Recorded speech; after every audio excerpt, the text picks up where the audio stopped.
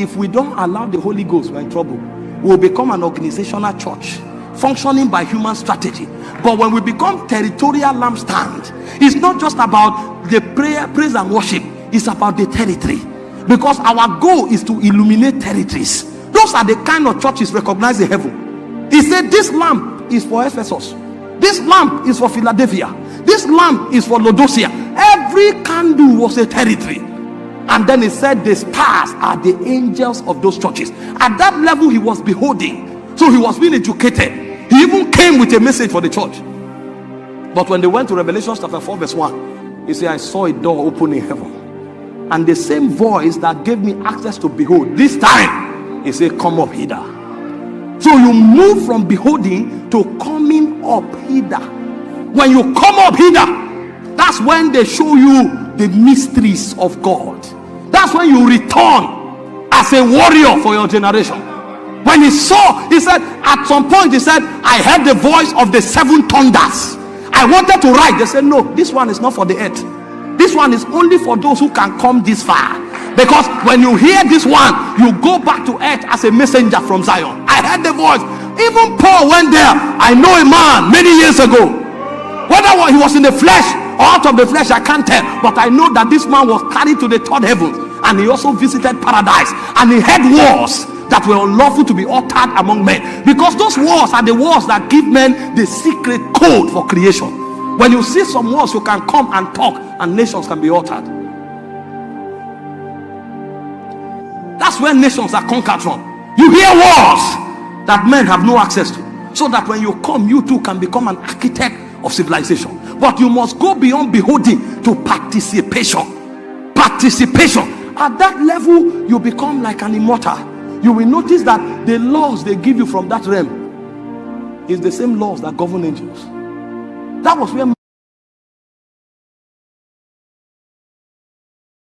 the sin of apostasy and the sin against the Holy Ghost that is unforgivable. But now he's not talking to a man. He's talking to one who belongs to the family beyond the galaxies. And when Moses heard, Moses prayed. He said, don't ask me again.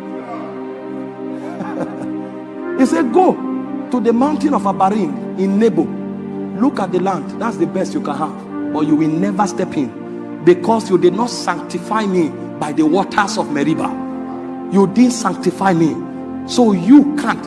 Why do you think when angels sin, they can't be forgiven? They have seen things that are unlawful to be uttered among men. So the laws that govern them is beyond the laws of men. And those are the kind of men that have stature and ranking. When they talk in the territory, they are fighting princes. They are not fighting men, because they have the same stature.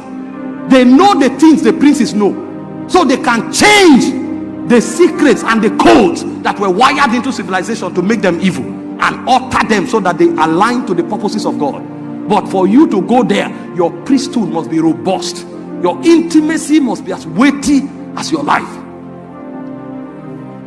It is when you get here that you come to the final level of priesthood, which is litigation and legislation. Legislation is the act of writing laws. Litigation is the act of defending laws that have been written. When people violate it, you can probe them, you can judge them, you can sanction them. When you grow in priesthood beyond participation, you become a legislator and a litigator. Those are the kind of men that one of them is enough for a territory. God can look at them and say, you go to Northern Ireland. And that man does not need a crusade. He can walk into that city at night. The moment he comes into that city, because he has access to secrets, he will know what to do. He may just come into that city and they will show him the points where the gates of the land is. And he will find that man. He may not talk to anybody, but he will walk around that city 30 days. That's all he will do. He will just walk around the city. You will not know what is happening. That's where cities are conquered. Oh, tomorrow I will show you the protocol of taking territories. The first is prophetic mapping.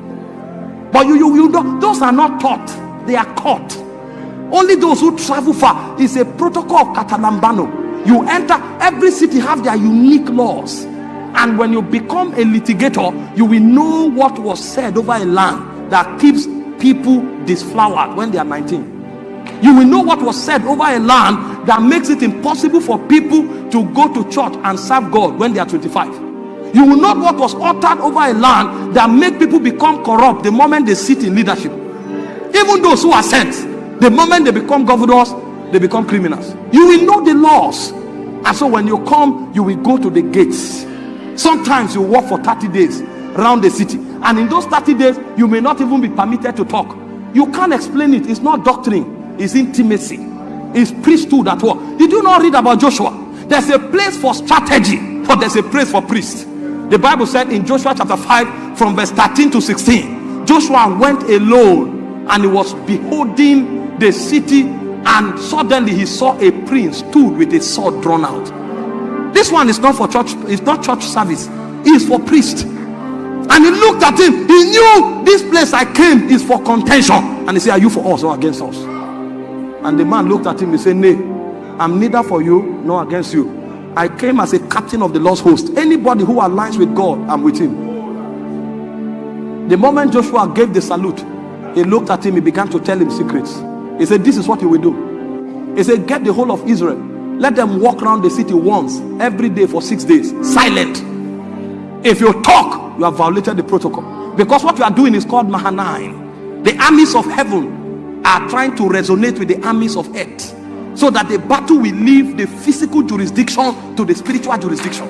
Utterance is an error. Keep quiet, just walk around. He said, but on the 7th day, at that point, resonance would have been achieved. When you shout, your shout will not be the shout of men, it will be the shout of the monarch of Zion. Because the way God puts the armies of earth into confusion is by shouting. When he laughs, he says, he that sits in the heaven shall laugh. But before your laughter becomes the laughter of God, for 6 days you need alignment. He said, walk around for 6 days, once, silent.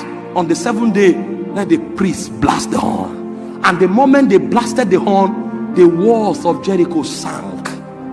This was a wall that was impregnable. History says 7 war horses could run on it. Even houses were built on those walls. There's no way it could be breached.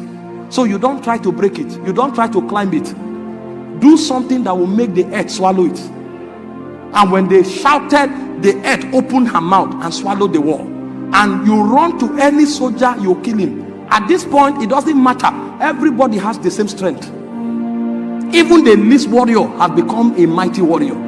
And they slew and took over Jericho, because a man understood legislation and litigation. If it has to do with territory, copy and paste will not work. You must pick frequencies from yonder. Frequency. But only priests can do this. Only priests. Only those who travel in the spirit. Some of us are still at the level of giving, of ministering to the Lord. Nothing comes out of us. When we are there, we sleep off, because we can't press. There's no appetite for God. There's no hunger, and we are not dissatisfied with where we are. And so for God to initiate us into priesthood, most times what he does is that he puts burdens in our heart, so that something beyond our needs will begin to draw us, because he wants to raise priests. If you do this, you will never be the same, and territories will be at your mercy.